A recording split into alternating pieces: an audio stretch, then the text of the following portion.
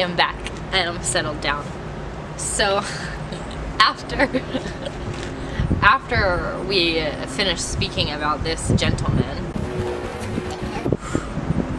she goes into talking about her and her fiance's finances, and she says, we are not going to be able to afford the rent this month.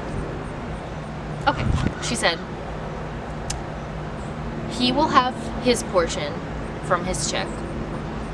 You will have yours, she said, but we won't have mine. So we're going to be $400 short.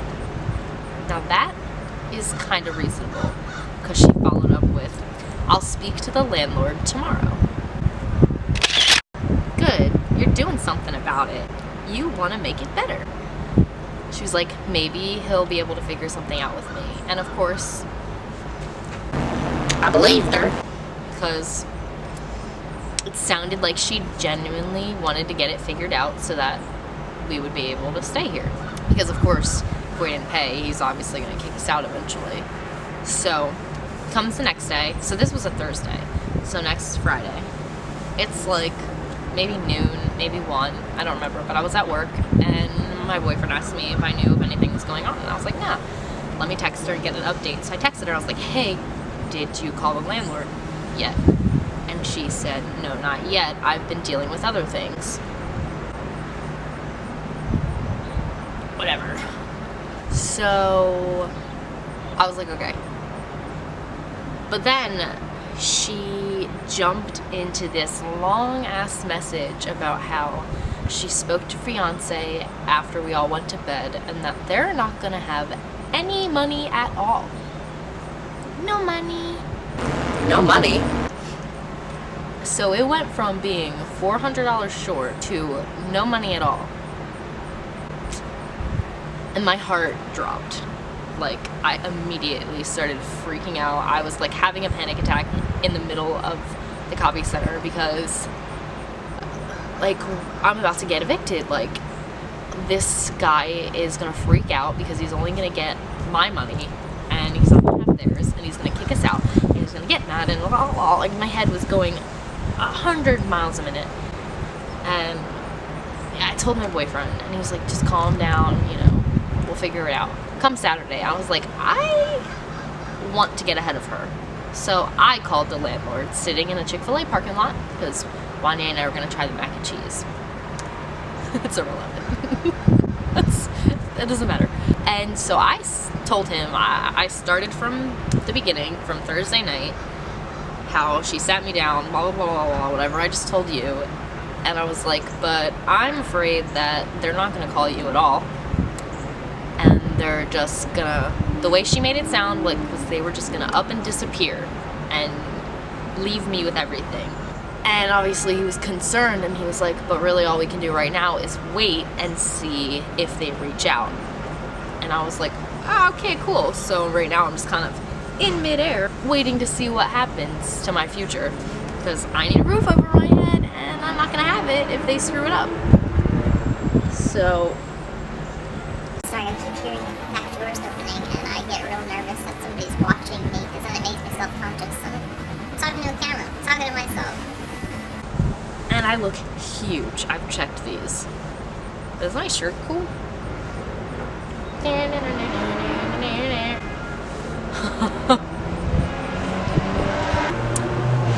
I need to take a break. Okay, so let's finish this up. So a couple days go by. It's, I think, either Tuesday or Wednesday. I think it's Tuesday. This is when shit gets wild for no reason. Okay, so they have a pit bull. His name is Tank. Here's his picture. He's fucking adorable, right? They mistreat him. And now I know that I'm sure some people's definition of mistreat is different. You see a dog being treated one way and you think it's fine, versus someone could see it and think it's not fine.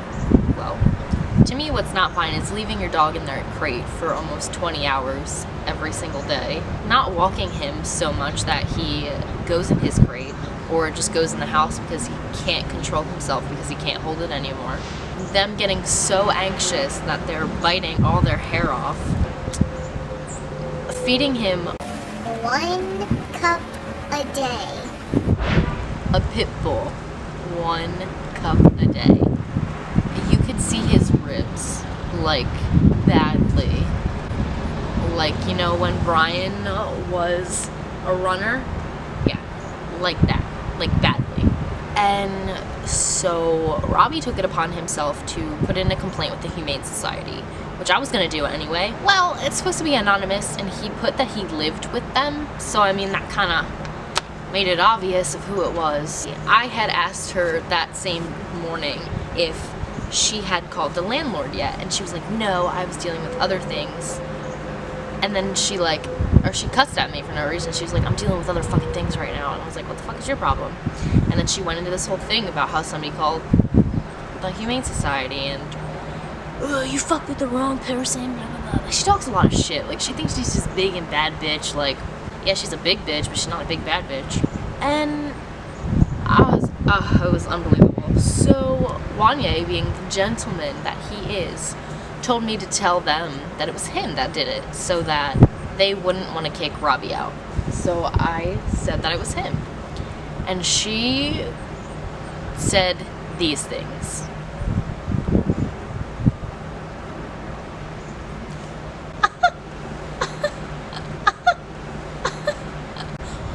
Are you fucking kidding me? You're gonna call the cops to have my significant other removed from my house? No, you can't fucking do that. Like, it was unbelievable. It was like these rednecks would do anything just to cause a scene. And it wasn't even actually him, and I couldn't tell her that. I don't know what happened, but that night, while I was at work, well, she had decided that she didn't want Robbie to be there anymore because he wasn't going to give any rent money, which he was. He was going to give it to me. He paid us to stay there for 1 month. He'd been there for 1 month. Not even yet. So, and I even have the text messages proving that they were okay with him staying with us. So, I mean, it was just like this thing that they threw way out of proportion. And so she said she wanted him out, and I said no. Well, they took advantage of me not being home, and I guess they started knocking on his door and telling him that he needed to be out. And I don't know if it was bad right then, or if they were just knocking, or if they were banging, I don't remember. But then it escalated, so they left. Then they came back with a bunch of their friends. Like, I don't know how many. Robbie thinks that there was 6 or 7 people outside of his door, but his bedroom door was locked. They were banging on it, and they were screaming at him. They were threatening his life. They were saying they were going to choke him out once they got him out of the room. Then they started trying to break the door down, and like, you can physically see that there's damage on the door, that they were like pushing the door. Like, there's evidence that happened. And I ended up having to call the cops while I was at work. And I mean, Robbie was terrified. I mean, he's been through something before, so he's kind of, got a little bit of PTSD from it. And so, like, as soon as they started screaming at him and trying to break the door down, he just lost it. Like, he just broke down. When I got home, there was somebody waiting on the porch. So I parked a block away, and I sat there until the cops came. We had to call them a couple times because they weren't getting there, and he was really scared. So I had to deal with them a couple times. Then the cops came, and I went to the house, and I stayed away. I stood a few feet away from the house and stood with one cop and talked to him about it. He was like, there's really nothing we can do. Robbie volunteered to leave because he didn't want to deal with it anymore, even though I said he could stay. Plus, they told the cops that they were moving out anyway, so why would you care if he's there if you're leaving? You shouldn't. I wanted him there. He's my friend. One of the other cops came up to me and said that Robbie was so shaken up in his room that, like, he could barely talk, and he said he was like, I felt so bad for the kid. Like, was like, those are big people. I was like, yeah, I'd be afraid if they were trying to knock down my door too.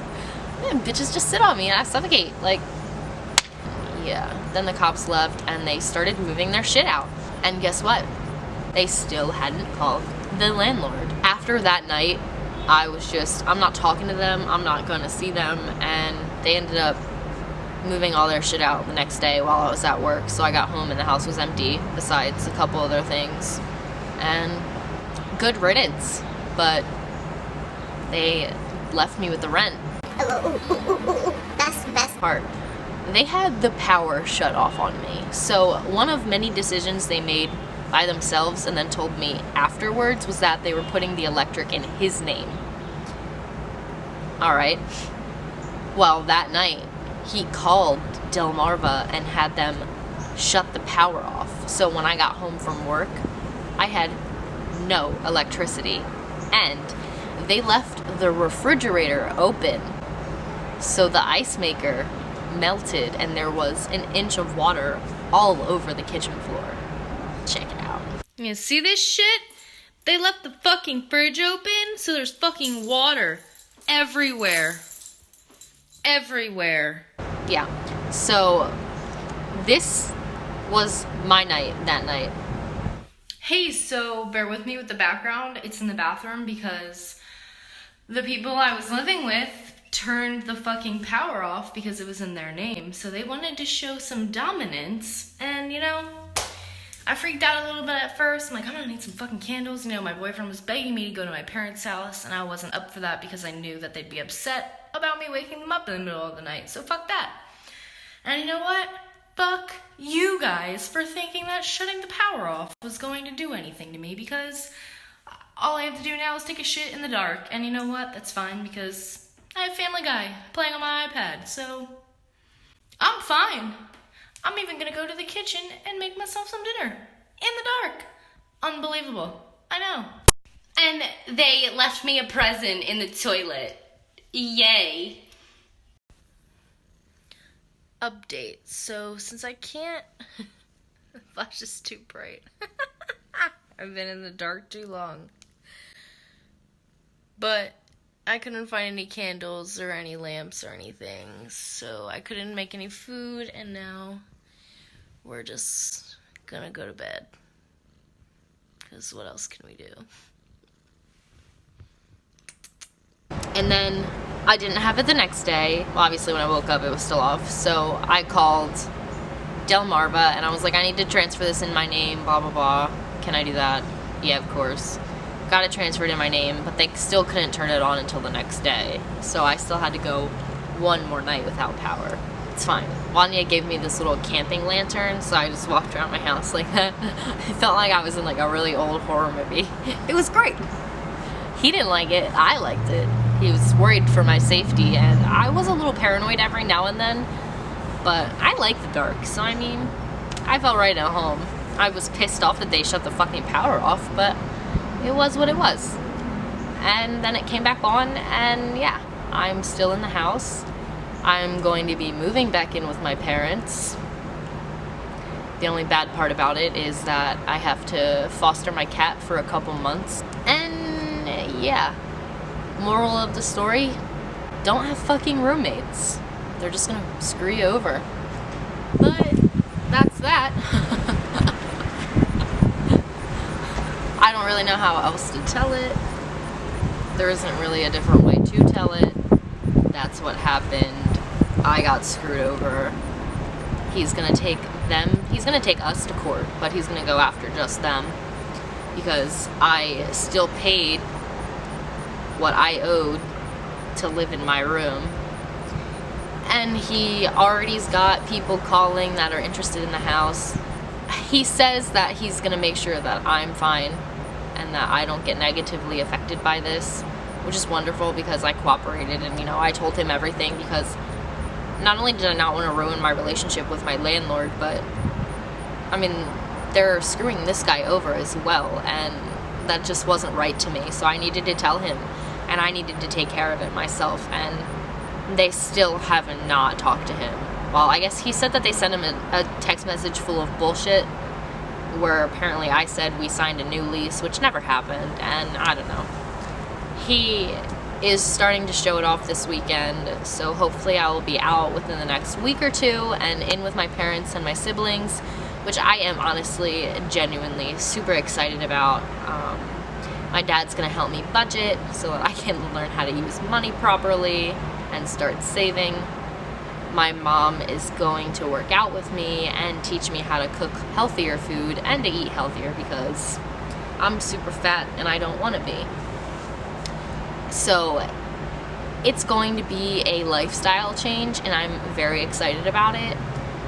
And you guys will get to see the progression of everything. And I think the next 4 to 6 months are about to be real life-changing, and I'm really, really excited. So it was kind of a blessing in disguise. They're pieces of shit, and it was unbelievable that they could do that to somebody, especially shut the power off. But you live and you learn, and I'm certainly learning, and I will be learning even more, and you know what? That's really all I could ask for. To be a better person, and I think that this will play a role in being a better person. So thank you, you big giant assholes, because now I am a much better person. And thank you for watching. Please remember to like and subscribe, maybe hit the notification button in case you like me that much. It's fine if you don't, and maybe share with your friends. Fun little story time, and I like my opening. So yeah, until next time, later! Thank you for watching. Please remember to like and subscribe. Later.